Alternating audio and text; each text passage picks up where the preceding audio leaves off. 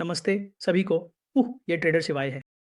तो इस वीडियो में और इस वीडियो से आगे हम साओ, यूएसटी, यूरो, यूएसटी और अन्य फॉरेक्स जोड़ों का विश्लेषण करेंगे। तो चलिए जाओ शुरू करते हैं। लेकिन वास्तविक विश्लेषण करने से पहले आइए समझने की कोशिश करते हैं कि हमारे विश्लेषण का आधार क्या है। ठीक है, ताकि सभी एक ही पृष्ठ पर हों और यह सभी ट्रेडर्स के लिए सहायक होगा। ठीक है, तो हम चार्ट्स की व्याख्या कैसे करेंगे और हम ट्रेड कैसे लेंगे? तो मुझे आपको इसका परिचय देने दीजिए। तो सबसे पहले हम नीलामी बाज़ार सिद्धांत का पालन करते हैं। तो दोस्तों, जैसा कि हम जानते हैं कि हम बाज़ार प्रोफ़ाइल मूल्य क्षेत्र या वॉल्यूम प्रोफ़ाइल मूल्य क्षेत्र का पालन करते हैं। तो हम उसके आधार पर ट्रेड कैसे लेंगे? ठीक है? उदाहरण के लिए ये पिछले दिन का मूल्य क्षेत्र है। ठीक है? बाज़ार प्रोफ़ाइल के आधार पर, ठीक है? अब यदि कीमत पिछले दिन के मूल्य क्षेत्र के अंदर खुल रही है, तो यह मूल्य क्षेत्र उच्च से मूल्य क्षेत्र निम्न के बीच यात्रा करने की प्रवृत्ति रखती है और इसके विपरीत। और मूल्य का आंदोलन मूल्य क्षेत्र के अंदर बहुत अस्थिर होता है। ठीक है? तो मान लीजिए यह पिछले दिन का मूल्य क्षेत्र है और कीमत कहीं यहाँ या वहाँ खुल रही है। तो हमारा काम, पहला काम रिवर्सल ट्रेड्स लेते रहना है। ठीक है? तो यह बिंदु संख्या 1 है। ठीक है? अब ओ दूसरे नियम के बारे में क्या? अब यदि कीमत मूल्य क्षेत्र को तोड़ती है, तो आप जानते हैं, ठीक है? और आपको एक पुल बैक का इंतज़ार करना होगा। तो इस मामले में ये मूल्य क्षेत्र से नीचे टूट गया है। तो यहाँ एक महत्वपूर्ण बात ये है कि जब ये टूटता है, तो सीधे प्रवेश ना करें। ठीक है? तो आपको एक पुल बैक का इंतज़ार करना होगा। हमेशा एक पुल बैक का इंतज़ार करें। फिर से इन मूल्य क्षेत्र के निचले स्तर और फिर उसी दिशा में व्यापार करें। ठीक है? तो ये क्षण वास्तव में बहुत तेज होते हैं और इसलिए पिछले मूल्य क्षेत्र उच्च और मूल्य क्षेत्र निम्न वे समर्थन और प्रतिरोध की तरह कार्य करने की प्रवृत्ति रखते हैं। ठीक है, तो जस ये है बिंदु संख्या 2। ठीक है, अब वी वेब सिद्धांत के बारे में क्या? तो दोस्तों, जैसा कि हमने चर्चा की है कि बाजार प्रोफाइल या वॉल्यूम प्रोफाइल से मूल्य क्षेत्र पिछले दिन पर आधारित होता है।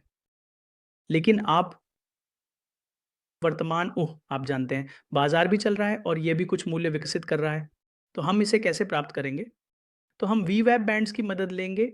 इसीलिए हम वीवैप मानक विचलन बैंड्स की मदद लेंगे, ये समझने के लिए कि वर्तमान मूल्य कहाँ है। ठीक है? तो अब यदि वीवैप सपाट है और मूल्य मानक विचलन बैंड्स 1 के अंदर है, तो ये मूल्य क्षेत्र के अंदर मूल्य के चलने के समान है। हम उन बैंड्स के किनारों से रिवर्सल ट्रेड्स लेते रहेंगे। हालाँकि यदि वीवैप ढलान में है और मूल्य वीवैप बैंड के बाहर चल रहा है, तो कहा जाता है कि मूल्य मूल्य क्षेत्र के बाहर है और असंतुलन में है। तो हम पुल बैक के बाद मूल्य की दिशा में ट्रेड लेंगे। इसलिए यह बिंदु बहुत महत्वपूर्ण है। इसलिए अब आपको पुल बैक का इंतज़ार करना होगा। मैं आपको चार्ट पर दिखाता हूँ। तो उदाहरण के लिए यहाँ देखें, आप जानते हैं वीवैप बैंड, आप जानते हैं ये कहीं नहीं जा रहा है, ये लगभग सपाट है। तो उसी तरीके से आप देख सकते हैं मूल्य यहाँ है, फिर से नीचे आया, ऊपर गया, फिर से नीचे आया, ऊपर गया। ठीक है? तो इस तरह से हम, आप जानते हैं, एक ट्रेड लेने की कोशिश करते हैं मानक विचलन बैंड के किनारों से। हालाँकि अगर वीवैप ट्रेंडिंग मोड में है तो ये एक डीले मोड में है। अब आप देख सकते हैं कि ये टूट गया है और ऊपर जा रहा है। तो क्या आप यहाँ प्रवेश करने जा रहे हैं? मुझे लगता है कि ये एक खतरनाक कदम होगा। ठीक है, तो चलिए इंतज़ार करते हैं एक पुल बैक, और एक बार जब पुल बैक खत्म हो जाए, तो आप इस तरह के ट्रेड में प्रवेश कर सकते हैं। और यहाँ आप स्पष्ट रूप से देख सकते हैं कि वीवैप ढलान में है। ठीक है? तो अब कैसे ट्रेड करें? तो हम क्या करने जा रहे हैं? तो हमें कुछ नियमों को मिलाना होगा। ठीक है? तो पहली चीज़ क्या है? पहली चीज़ है आपको मार्केट प्रोफाइल या वॉल्यूम प्रोफाइल की मदद से मूल्य क्षेत्र को चिह्नित करना होगा, जो कि पिछले दिन का मूल्य क्षेत्र है। अब आपको वर्तमान में विकसित हो रहे मूल्य क्षेत्र को भी समझना होगा, जिसे आप वीवा बैंड्स की मदद से समझेंगे। अब आपको हमेशा पिछले दिन के मूल्य क्षेत्र और वर्तमान दिन के मूल्य क्षेत्र के बीच तालमेल बनाने की कोशिश करनी होगी। तो उदाहरण के लिए पूर्व कीमतें पिछले दिन के मूल्य क्षेत्र के अंदर खुली और वर्तमान वी वेब मानक विभाजन बाहर भी सपाट है। तो ये एक दोहरी पुष्टि है कि कीमत पिछले दिन के मूल्य क्षेत्र के अंदर खुली थी और आज भी मूल्य कहीं नहीं जा रहा है। तो आप अभी किनारों से उलट-फेर लेते रह सकते हैं। यदि कीमतें पिछले दिन के मूल्य क्षेत्र और वर्तमान दिन के बाहर खुली, तो आप एक ढलान ए भी देख सकते हैं। अब यह असंतुलन में है। दोनों मूल्य क्षेत्रों से ठीक है। तो पिछले दिन के मूल्य क्षेत्र से भी यह ऊपर या नीचे जा रहा है क्योंकि यह बाहर खुला है और वर्तमान दृष्टिकोण से भी आप देखते हैं कि विवाद की ढलान वहाँ है, ठीक है? तो फिर आप उस दिशा में उसी के तहत व्यापार कर सकते हैं, है ना? तो इस तरह आप तालमेल बनाते हैं। फिर ये 2 बिंदु हैं विवाद और मार्केट प्रोफाइल। अब आप ताकत या कमजोरी के लिए डेल्टा इंडिकेटर की मदद लेते हैं। और फिर आपको ये सुनिश्चित करना होगा कि आप पुलबैक के आधार पर व्यापार करें, सीधे व्यापार में प्रवेश ना करें। ठीक है? ये कहने के बाद चलिए चार्ट्स पर चलते हैं और इन नियमों को लागू करते हैं और देखते हैं कि हम कैसे व्यापार कर सकते हैं। ठीक है?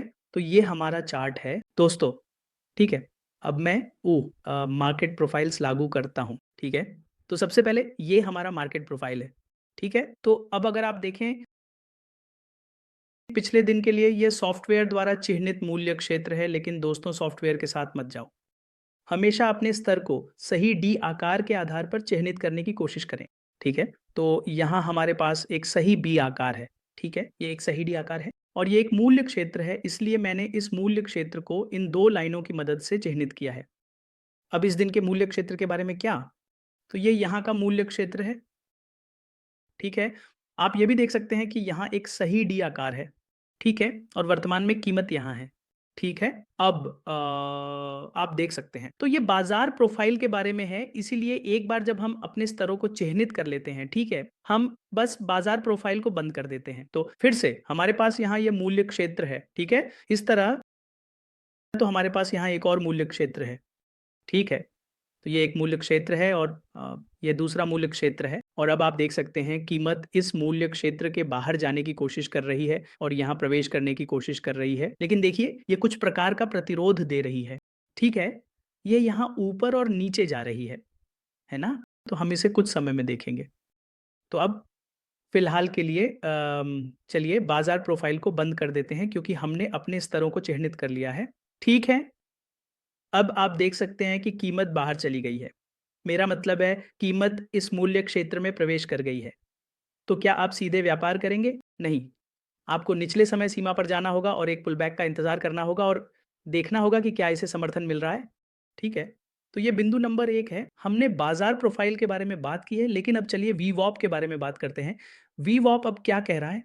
यहाँ देखें, रीवैप एक अलग कहानी बता रहा है, वीवॉप क्या कर रहा है? वीवॉप वास्तव में नीचे की ओर ढलान पर है ना?